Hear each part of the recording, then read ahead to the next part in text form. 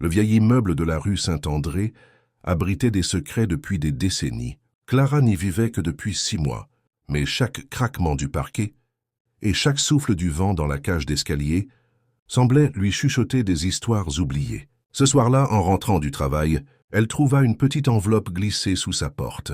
À l'intérieur, une clé en fer noir usée, attachée à un morceau de papier jauni, sur lequel étaient inscrits 3 mots, pour la cave.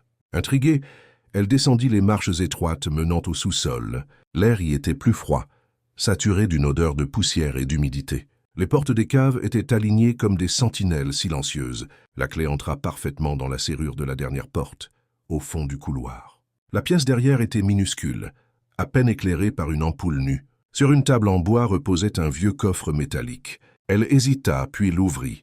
À l'intérieur, des lettres, soigneusement attachées par un ruban rouge. Les dates remontaient aux années 1980. En les lisant, elle comprit qu'il s'agissait de la correspondance entre une certaine Émilie et un homme nommé Henri. Les mots respiraient la passion, mais aussi la peur. Henri y évoquait des menaces, des rendez-vous secrets et un projet de fuite jamais accompli.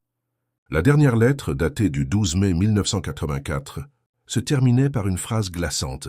« Si tu lis ceci, c'est qu'ils m'ont trouvé. Ne viens pas me chercher. » Un frisson parcourut Clara. Elle entendit alors un bruit derrière elle, comme un pas traînant dans le couloir. Elle referma précipitamment le coffre et sortit, mais le couloir était vide.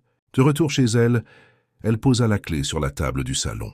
Mais le lendemain matin, en se réveillant, la clé avait disparu. À sa place, un autre morceau de papier. « Tu as ouvert ce qui devait rester fermé. » Clara voulut en parler au concierge, mais il affirma qu'aucune cave au fond du couloir n'existait. Pour prouver ses dires, elle l'y accompagna. Et en effet, le mur du fond était lisse, sans porte. Depuis ce jour, chaque nuit, elle entend un tintement métallique résonner derrière ce mur, comme si quelqu'un jouait avec la dernière clé.